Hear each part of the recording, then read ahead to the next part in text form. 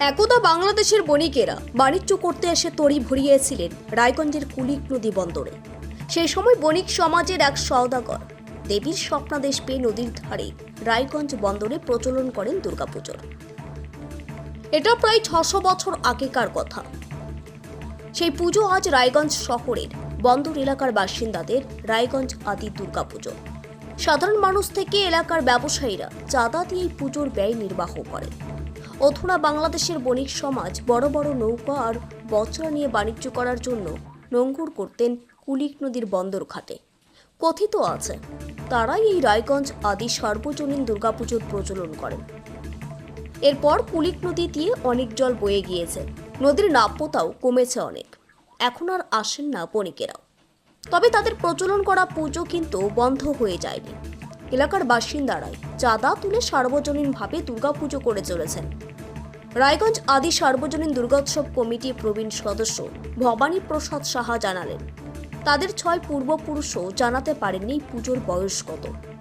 তবে এখানকার দেবী খুবই জাগ্রত, নিয়ম নিষ্ঠার সহকারে পুজো করা হয় এখানে। মহা অষ্টমীতে 8 থেকে 10,000 ডালা ভোগ পড়ে এই মন্দিরে। পুজো কমিটির সম্পাদক রূপেশ সাহা জানিয়েছেন,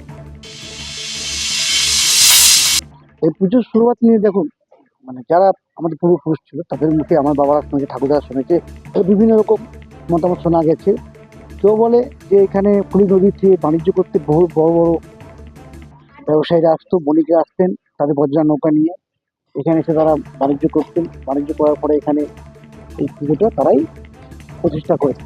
আবার অনেকে বলে যে পাঞ্জাবের কোনো সাধু স্বপ্নাদেশে এসে এখানে এই পুজো প্রতিষ্ঠা করেছে। তো পুজোর আসল যেগুলো আমরা মুখে শোনা। এই পুজোর বছর আনুমানিক 500-600 বছর। সত্যি কথা বলতে আমিও আজকে 30-40 বছর আগে আমরা বলতাম সবাইকে 500 বছর, আজও আমি সবাইকে 500 এইভাবেই চলে এসেছি। পূজার মূল আকর্ষণ কী রয়েছে? পুজোর মূল আকর্ষণ হচ্ছে আমাদের মা একচালা। মায়ের এখানে মা খুব জাগ্রত। মায়ের এখানে আপনার যখন পশ্চিম দিনাজপুর ছিল তখন বালুঘাট, যেটা আমার বর্তমান দক্ষিণ দিনাজপুর, সেখান থেকে এবং মালদা, বিহার, বিভিন্ন জায়গাতে প্রচুর লোক আসে অষ্টমীর দিন ডালা নিয়ে। প্রচুর ডালা মানত পড়ে। এখান থেকে বোঝা যায় যে মায়ের জাগ্রত রূপ চারদিকে ছড়িয়ে রয়েছে। অনেকে মনোবাসনা পূর্ণ হয়, তারা এখানে এসে বিভিন্ন রকম অলঙ্কার বস্ত্র আদি দান করে যান। অঞ্জলি দিতে অষ্টমীর দিন এখানে গোটা রায়গঞ্জ ভেঙে পড়ে। প্রায় 5,000 লোক অঞ্জলিতে এখানে উপস্থিত হয়। তিনি আমাদের কাঞ্চনপল্লী, কাঞ্চনপল্লী পাশেই। আমাদের আলোচর্য কিছু হয় না, আমাদের লোকাল লাইটে সাজানো হয়। আমরা মায়ের পুজো একনিষ্ঠভাবে যেন হয়, মানুষ প্রসাদ পায়, সেদিকটা আমরা বেশি নজর দিই। রায়গঞ্জ আদি বন্দরের দুর্গাপুজো নিয়ে রায়গঞ্জবাসীর একটা আলাদা উন্মাদনা রয়েছে। জাগ্রত বলে বহু দূর দূরান্ত থেকে পুণ্যার্থীরা আসেন দুর্গাপুজোয় ভোগ আর অঞ্জলি দিতে। এখানে দেবীর কাছে মানত করলে তা পূরণ হয়, আর যে কারণে হাজার হাজার মানুষের ঢল নামে।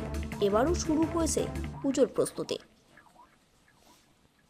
উত্তর দিনাজপুর থেকে সীমান্তের কথার বিশেষ রিপোর্ট।